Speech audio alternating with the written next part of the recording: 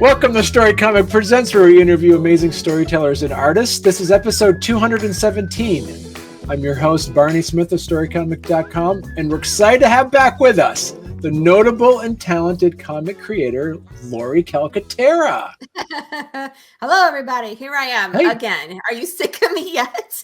No, see, you are. No, Ali, my audience, we're not. Because you've been on twice. This is good. You're still good. You still, honestly, if you're on for 3 times, you become friend of the show. Right. Yeah, but I mean, just recently, I've been on like every single show. Like Ronnie has seen me everywhere. Yeah. Like I was on Catch the Craze. You were there. Like I've been on everybody's show in the last 30 days. So I'm still But it's here. Good. You're still here because you're promoting your issue number 2 of Path of the Pill Rider. And I remember when you talked to us a few months ago about issue number 1, you kind of gave us a really good deep dive on the world you've created. So for those that are just tuning in who don't understand or know the world that you've created for Path of the Pill Rider, do you want to? I loved it, and like Laurie, I know you've been talking about it. There's so many. So anybody just Google Laurie Calcaterra, listen to the podcast. She has been going on a tour talking about this. But for those that are interested in this amazing post-apocalyptic steampunk, cyberpunk, zombie world that has a really cool Western. It's got a really cool twist to it, and it's a really innovative. And everybody I talk to about, you got to check out Laurie Calcaterra's book, Path of the Pill Rider. There's this really cool thing about it, and I tell them the really cool thing, and they're like, "I need to read this book." I'm like, "That's what I'm telling you." So those that want to know, tell people what makes this Path of the Pill Rider so innovatively special. Okay, so imagine a world where your body can die, but your soul or your energy doesn't leave upon that moment of death. So now you get to hang around and experience your own decay phase.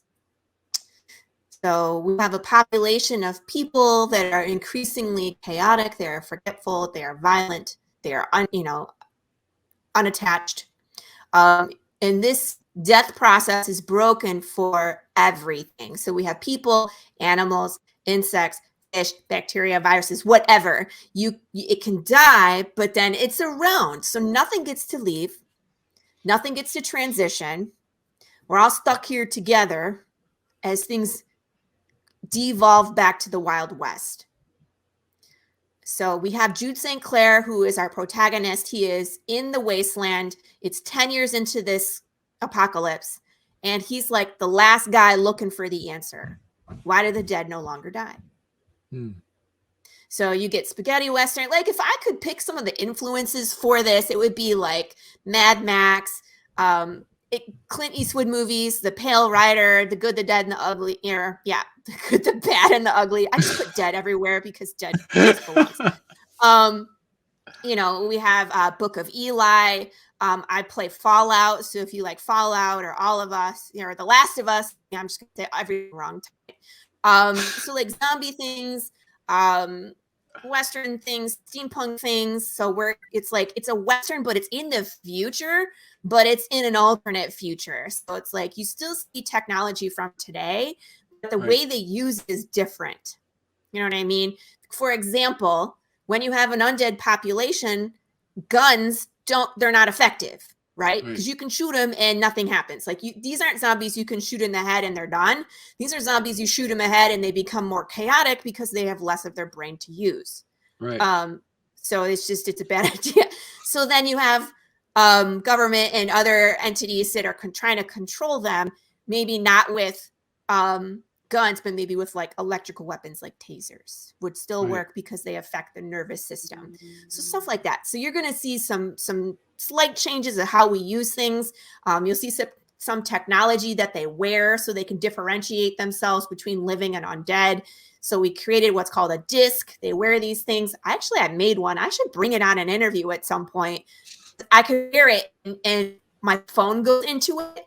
And that's what actually brings it to life, which is really cool. So we'll beat with my heart, you know what I mean? So it's green, it's for living with the heartbeat that goes across. Then it has a speaker. You can hear it as well. And then if you're undead, it's red and it just kind of has the flat line with the alarm that goes off. But again, people, if this is like real world, people hack technology all the time. Right. Right. So in this world, the undead are hacking discs and they can walk around and pass for living for maybe a little bit longer. You know what I mean? So there's a lot of problems to tackle, you know, society wise, and there's a lot of really ethical situations that pop up in the story that make things extra difficult. So yeah, so it's a difficult place to kind of walk around and survive, but it also depends on your definition of survival, because you can be undead and still be around. So could you, I know in some of the interviews people are asking you these philosophical questions, and people are asking, what one thing have you, since you've created this world and have been exploring it more with issue 2 and some, have you been able to tweak any of your meta plot based off of some conversations with somebody would ask you, well, what about this? You're like, I never thought of that. That's going to change some things. Has there been anything? Do you want to hear something crazy? Yeah. I haven't, because I thought of all of that. Because I just went off the deep end so when I had the idea, like, what would happen if nothing died correctly? You know what I mean? Like, we've all seen the movies where it's like everybody lives forever, or like time is a new asset where you stay young, but if your clock runs out, then you die. Right. So we've seen like immortal elves, immortal vampires, immortal. I wanted to explore what happens if we can't leave, but you decay in the meantime. Right. So that sucks. But when I had that idea, I was like, we're gonna build this world. And I'm a big fan of like Frank Herbert's Dune. And if you've ever read that story, all of the characters have a faction, which has a history, and the way they intertwine, there's a language, they build prophecies, there's espionage. Like, the inner workings of that story are just so vast. And that's kind of what I was shooting for. So I was like, okay, how would people react? How are the different ways that people would react? How would government react? How would this affect our food? You know what I mean? So I eat meat. I would not eat meat in this world because the meat would still move while you're eating it. 1. 2, how do you butcher a cow when it's still animated? Because you can kill it, quote unquote, but it's still animated. So then good luck. You know what I mean? So it's like we have famine, we have insects that maybe don't understand they're undead and continue to eat. So now we have a whole bunch of insects that we can't kill. Pesticides don't work. It's like, how do you protect our crops? You know what I mean? So I just went like really down the deep end with the world building. So people are like, well, what happens if this? And I'm usually like, well, this happens and this happens and this happens. And I'm like, so then what about this? And I'm like, well, then this happened. You know what I mean? So you'll get to see a lot of that in the comics. So that's why I was like, come along. We're in the beginning phases. Issue 1, issue 2, you're learning about the character, you're learning about the world. We have an extended flashback that's coming up, and you'll get to see through Jude's eyes the first time he encounters an undead, the first time like it comes up in the news, how society quickly decays, the riots, the famine, all of that stuff. Like we show you that. And then whatever you don't get to see in the main story, then we bring in all the other stuff that we do, right? So you can experience more. So this was a question. I don't know if you've answered in a previous interview, but I was watching one of your live streams where people would be asking you these questions, and you're like, I got it. So let me ask you this. What about eating insects? Can't you eat the insect? Yeah. So what would happen if you ate the insect and digested it? It would still move, but it would be around in your waist. Because it breaking down with stomach acid, like you can, what if it's completely dissolved? There's still a part of it that will come out of you, correct? Yeah. Right, sure, yeah. It's in those parts. Yeah. It doesn't get to leave. What about, so how about, is there any like espionage aspects? It's like somebody who is undead and like, you know what, I'm going to put my eye over here and see what happens and then be able to could you do that? Like say someone walking around with an eye patch pretending, but he'll actually put his eye. You could do that. Someplace You run the else. risk of having your eye be exposed to the elements, which would make it decay faster. Okay. But yes, they could do that for a certain point of time. Also, it's like if you take it out of your head, it's not connected to your brain anymore. So it may or may not function. You know what I mean? Okay. All right. Yeah. There's so It's many gross. possibilities. Yeah. I love answering these gross questions, though. It makes me happy.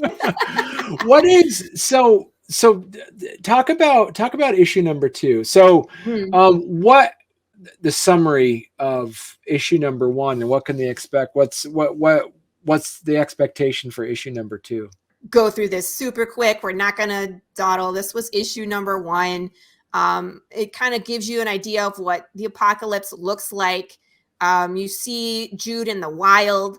He has quiet moments very quickly interrupted by wildlife or crazy things. You know what I mean? So I'm trying to show the people that it's still the earth. It's overgrown, it's overrun, but it's very dangerous. And depending on Jude's decisions, bad things can happen. So this is like the most dialogue you get in this entire book is this page.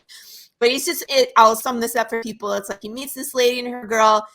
He says he's looking for Santa Claus. And she's like, aren't you too old to believe in Santa Claus? And he says, at the legend, the town. So he's going to a place called Santa Claus. And he's looking for a guy named Dwayne Fink. She says she doesn't know anybody or the towns. But if he goes up this road, he'll find something. He has this cute little moment with this little girl where she wants to feed apples to the horse named Prince. And then Jude kind of gives her a secret that the horse's name is Diana Prince and that he named the horse after a warrior woman that was a protector of the human race. So Jude St. Clair reads DC Comics, people. So just a little Easter egg there. But then he's off and he's on this nasty road. I showed this one. This was our Kickstarter preview. I gave 8 pages last time. And of course, there's a big old sign that says Dead Bear. Finds this glass, has the map of Las Vegas on it. Dun, dun, dun. It means something. Finds this giant undead bear. They decide to sneak over it. Why? Because it's go forward or go home, right? I mean, he's been looking for this guy. It's worth a shot.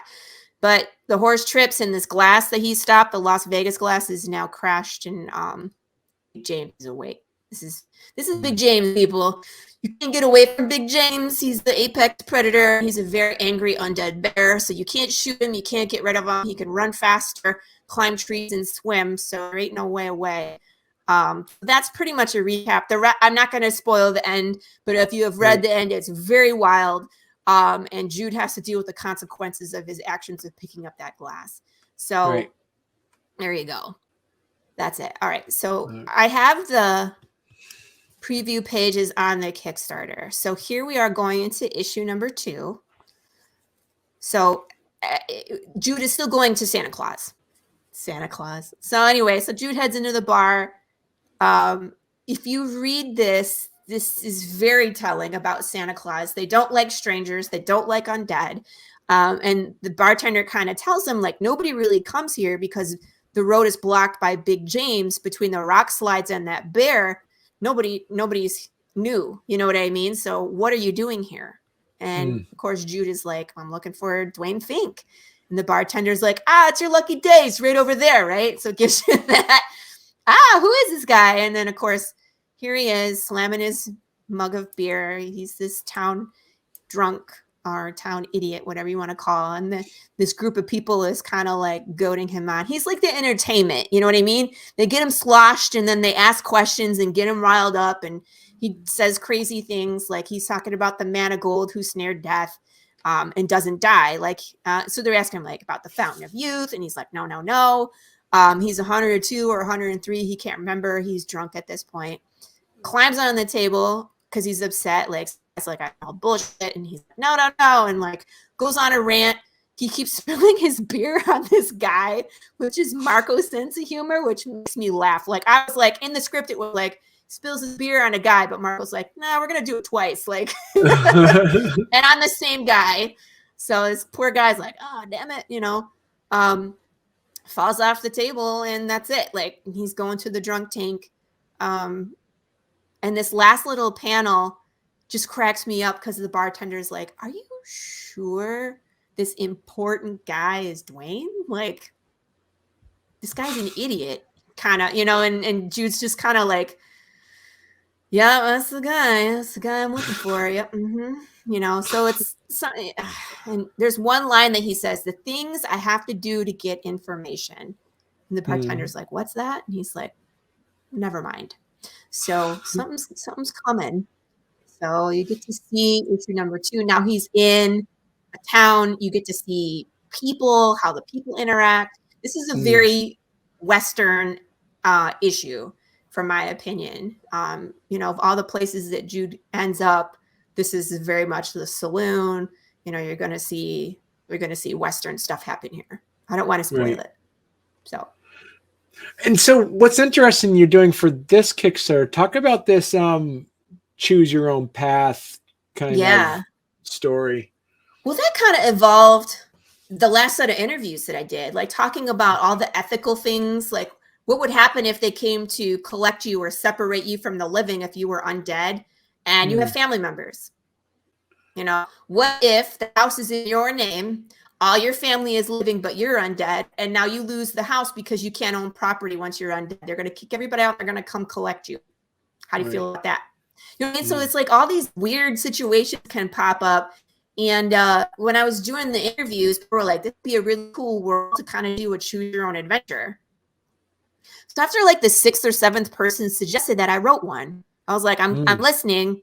Let's do it. You know what I mean? So I wrote a 60-page, it's a manga-sized book. It has a color cover done by Marco DeFillo. And yeah, you get to put on the boots and the hat, and you get to actually run bounties in the wasteland and see if you can survive. I just released some art, I think yesterday, of the Skinner, who's one of the more nasty characters I have concocted. And good luck if you run into the Skinner, because you're not nice. It's like, but I did take pity on people because I wrote that first half and I did a beta test. So I let people play it. And everybody died. I made it so if you get to, like, if you run the bounties and you get back to the saloon, it's like a save point. And then the story takes off again. But if you die in that second half, start at the halfway point, you don't start all the way back at the beginning. Okay. All right. There's some grisly deaths. There's some things that you're going to see in the main story. There's some original stuff in there. You're going to see all sorts of things. You might see an undead bear. I don't know. So have you thought about also making like a tabletop role-playing game at all? Yes.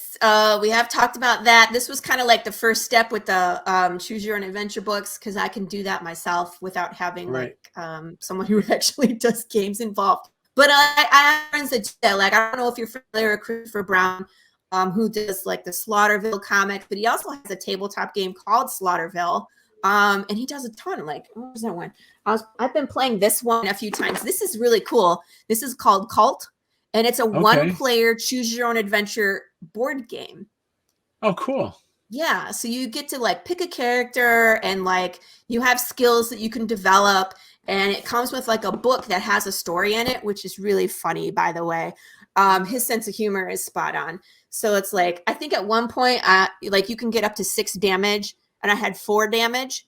And you have to roll dice to see if you succeed or not on some of these things. So I was going to break down a door and I didn't roll enough. So I took a damage from the door. And he was like, well, thank God you didn't have 5, because you would have died from like running into the door. I was like, what a way to go, you know?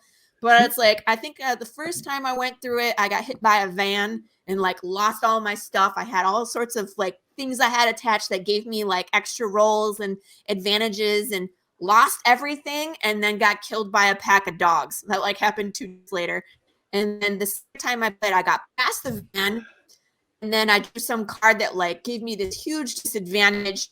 And then I forget how I died. I think from zombies or something. So it was just like, but I was like, I got farther, but I didn't win. So it's like, I got to keep playing it until I win, Chris, because I'm not going to let you beat.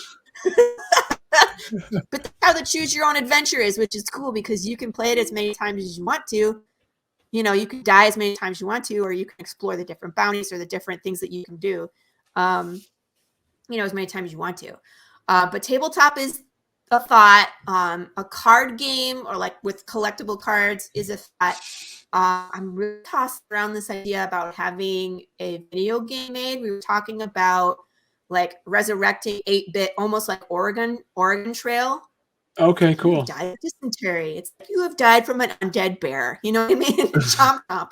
But it's like in certain cases you can get killed and continue on the story as undead, and we can change the whole format of the game as soon as you die, where it's like maybe it becomes a first-person shooter. You know what I mean?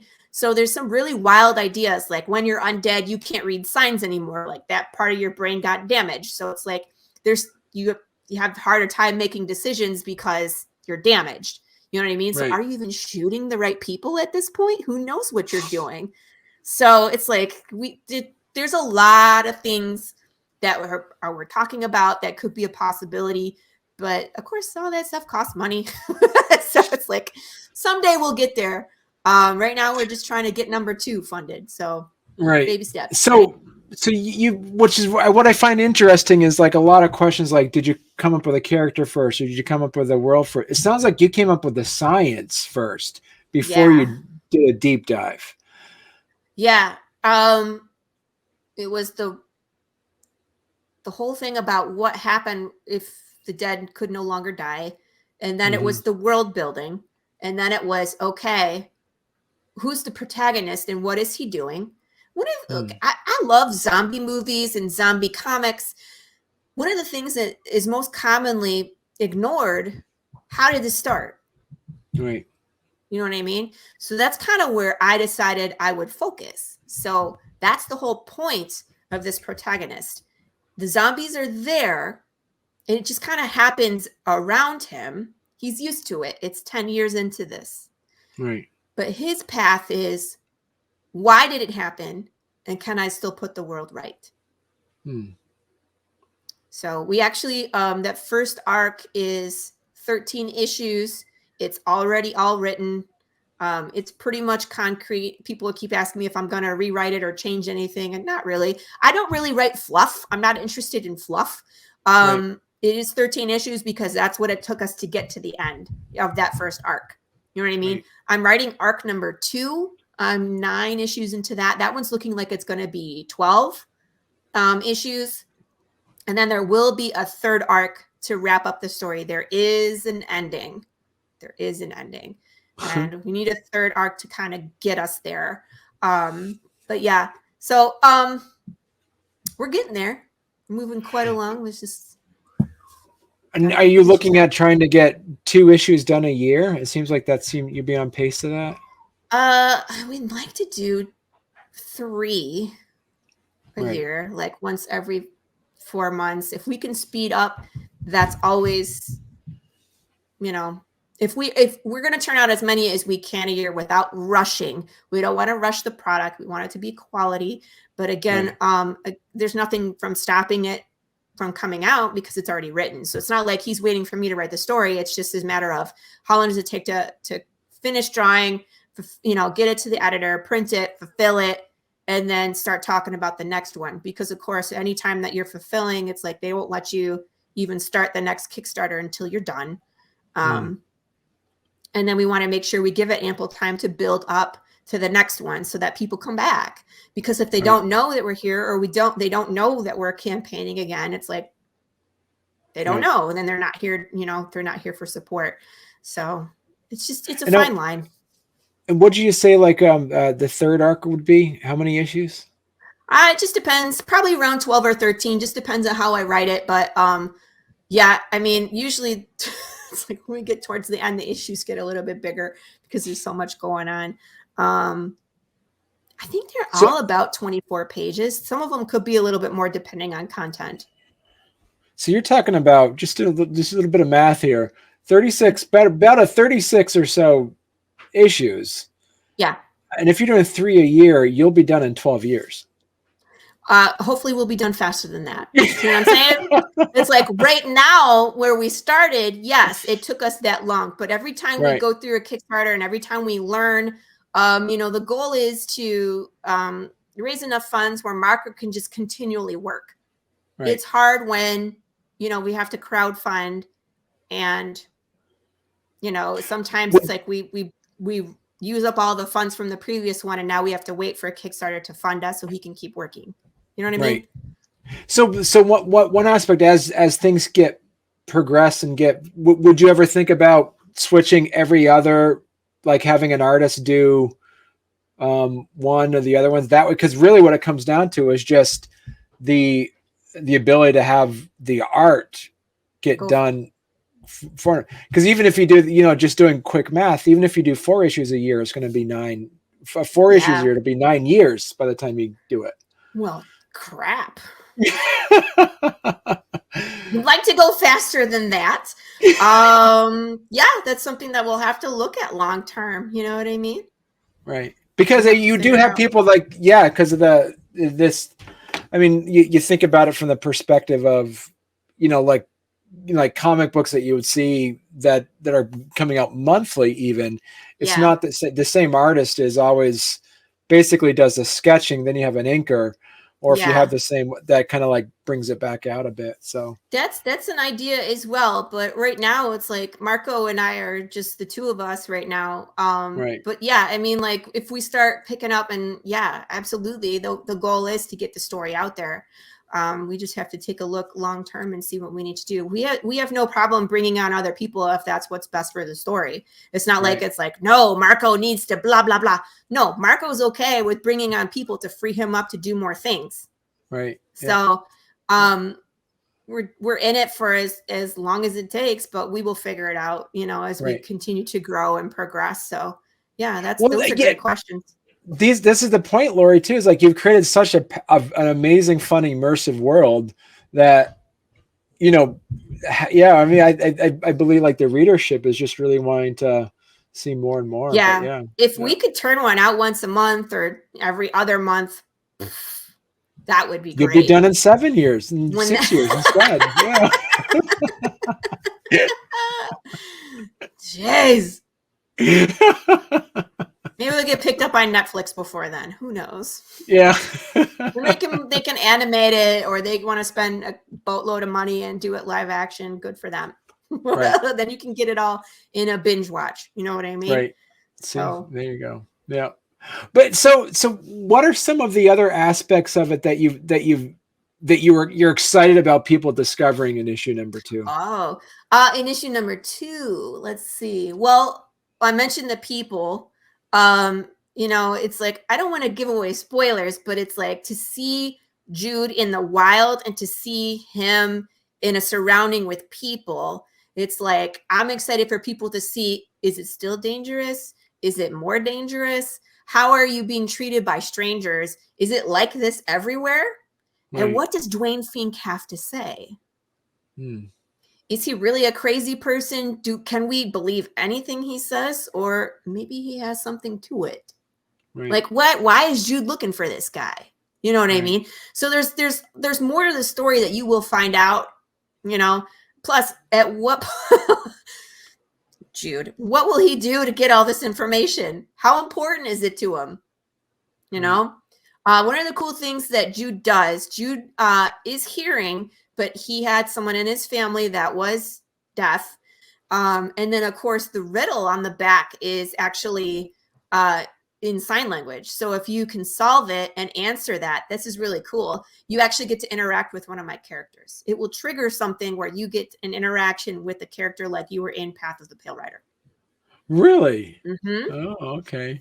And that was the other thing I want to talk to you about is just the multimedia aspect of this that you've put into place. Now, what was that inspiration for you to do that? It was one of those things like, I knew the world was so big and I spent so much time on it. And when Jude took a certain path, you don't get to see all the cool stuff that I thought up because you see the story through Jude's lens. right? So if he doesn't see it, you don't see it either. But I was like, but there's so many other cool things. So I was like, what if, and now I come from production. Remember, I used to choreograph fight scenes for a production company in Detroit. That's how I started writing, actually. So since I come from production, I was like, we can do a short film. You know what I mean? Just something basic, but where you get to explore more of the world about Path of the Pale Rider, but you get to see it in a different medium. You know what I mean? So like issue number 1, we did a commercial for the undead retirement community. So it looks like a legit commercial from the beginning for like a retirement home.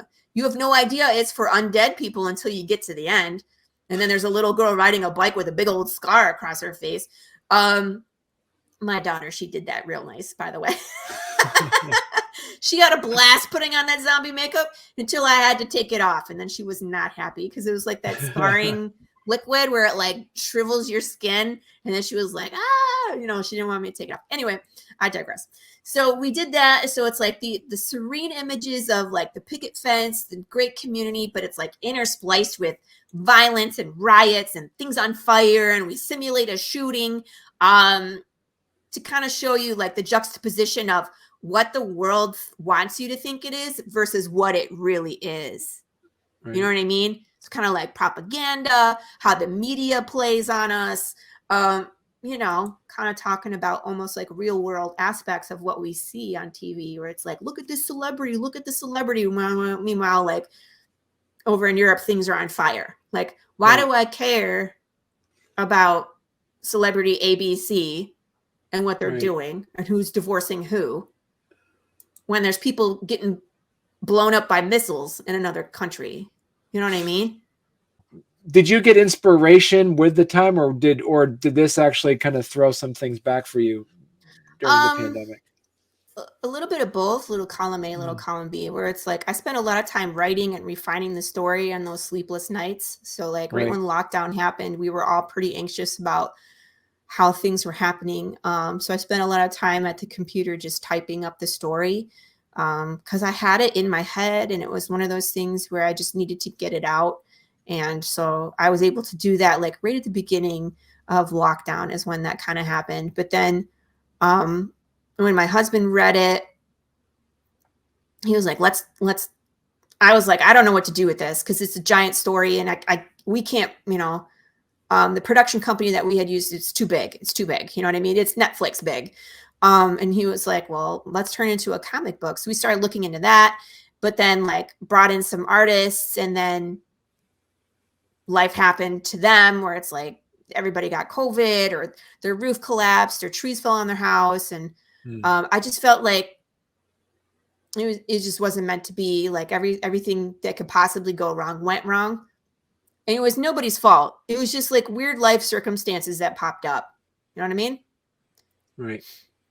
So I lost, well, I had one artist and then brought in a second one to help. I ended up losing them both in 2021 and took like a whole year off. Really thinking hard if I wanted to continue, whether I should draw it myself, which wasn't ideal. I have an art degree, but it's not sequential art. And I would have had to basically learn, and it would, I mean, like it wouldn't suck, but it wouldn't be what it is now. You know what I mean? Right. Like Marco has a degree in comic book art and he graduated in 2020. His teacher mentor was Kyle Strom, who did Spread and is currently doing Twig. Like he's an image artist currently. So that's who his instructor was. Like he's very skilled if you look at his art. So that's the thing. It's just like, man, I can't, it will take me years to do that. So thought long and hard, was very picky about which artist I brought on. Found Marco through a Facebook group called Connecting Comic Book Writers to Artists. You know, did exactly what it was supposed to do, is help me connect. So brought him on board just in 2022, like just this year, January. Marco and I met and then talked, you know, decided to move forward, wrote a contract, all that good stuff, you know, and started moving forward. And I thought we were ready in March. And then I was like, well, how do you do it? You know what I mean? Because I'd never done a Kickstarter before. Had to figure that out, you know, and then I hired Jeff, right, as a publicist. And he was like, if you're really serious about this, you need to delay your Kickstarter for at least another month. So we have time to do interviews so people can find out who you are and come out and back you. That's the easiest way to fail a Kickstarter, is to have no one know who you are. Right. Right.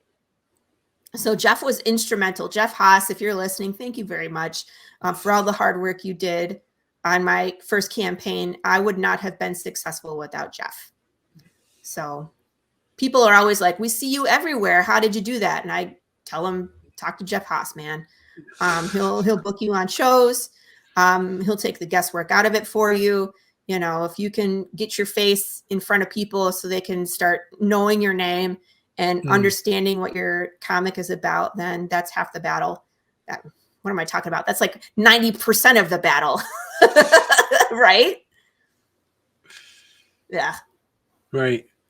Well, good. So in order for to make this podcast evergreen, Laurie, say someone's listening to this podcast in a year from now, where can they find issue number 2 of Path of the Pale Rider?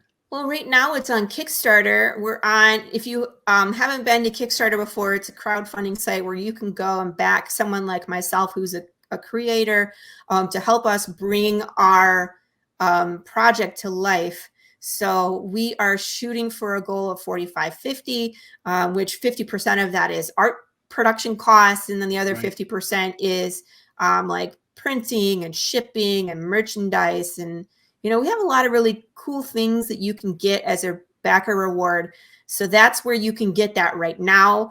Pre-order, you know, your copy of issue 2. If you haven't gotten issue number 1, I have a couple catch-up tiers where you can get both. You can get 1 and 2 together at the same time, which is cool. And you can get PDF if you're in a place where I don't ship to. You know, unfortunately, I can't ship everywhere right now. It's pretty difficult. So I ship to the US and Canada. So if you're somewhere else, you can still follow the story. I have PDF copies that I can email to you, you know, $5 and $7 if you want the catch-up tier. So it's pretty inexpensive to get involved in the story. And every pledge helps bring us, you know, closer to that goal. If this is after campaign, a year from now, and you're looking to get, you know, into Path of the Pale Rider, I have a website, www.pathofthepalerider.com. Anytime we release an issue, after the Kickstarter is fulfilled, I will put anything that I order extra onto the website. So I currently have 8 covers left of issue number 1, but probably not for long because I'm going to a con this weekend. So they're probably all going to go. So I'll probably have to do another print after that. Okay. And so people can go to, as you say, is that the WordPress website? Yeah, you don't have to type in the WordPress nonsense. I actually own that domain. I don't know why it doesn't show up, but it's just www.pathofthepalerider, just exactly as the title reads.com. Okay. And it will take you to the website. You know, I usually have stuff on their first page. Like I will update art. It has a little shop link where you can go and see. Yeah, I mean, that's our icon. It's everywhere, right? So if you see that picture, it's us. Kickstarter 1. Still want a copy. Yeah, that's it. All right, cool. So yeah, so if you're interested in learning more about it, yeah, absolutely go to pathofthepalerider.com. Perfect. All right. Well, yeah. So thank you so much. Blog that nobody reads. Marek talks about people and no one has found it, so it's hilarious. Perfect. Well, once again, congratulations on making such an amazing I love the world. It's so fun, and like you say, there's action and philosophy, and there's science. There's so much about it, and it's I really enjoy it. So thanks again, Laurie. And you got to come back on in the next few weeks when issue number 3 is ready to come out, right? Issue number 3 in the next few weeks? Right. We just talked about you got to speed up, right? You have to speed up. I will let Marco know. He's going to be like, write me a check and I'll get it done, Laurie. But yeah, I mean, like, come check out the Kickstarter. We got metal covers. We got the choose your own adventure. We have this. Unfortunately, the collectible sticker is gone. But I have like really awesome Funko Pops, which we had a few made last campaign, but like people were all asking me how they get these. So we opened them up for everybody. So if you like Funko Pops, they're available. You not only get the Funko Pop, you get like the issue and some other stuff. I'm doing some really nice keychains, which I'm making myself. Because again, I have that art degree, and one of my buddies actually made like hot sauce. Whoop. He's like, "Do you like the sauce?" I'm like, "I'm not brave enough to eat this." He put ghost peppers in it, so I don't know, man. Well, thank you so much, Laurie. It's always so fun to have you come on. I've always enjoyed talking to you. Thank you. I enjoy being on, Barney, and I really appreciate it. I appreciate being on your show. I'm looking forward to my third time so I could be friend of the show. I will make myself a badge and show up like, it's official. All right, thank you.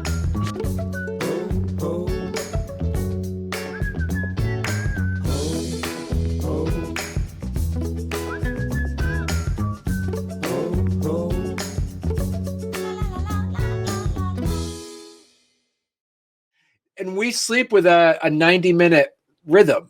Every 90 minutes is when we go from like the REM to deep sleep. Like it's the wave is every 90 minutes.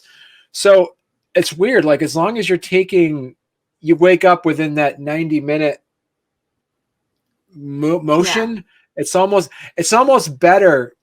So here's the thing. It's almost better to sleep for 6 hours than it is for 7 hours, in the sense that you don't have that 90 minute rhythm, because you're more tired. Because you're waking up in the middle and you feel groggy. I hear you. Right. Yeah. So just like a little sciencey thing I discovered, but yeah.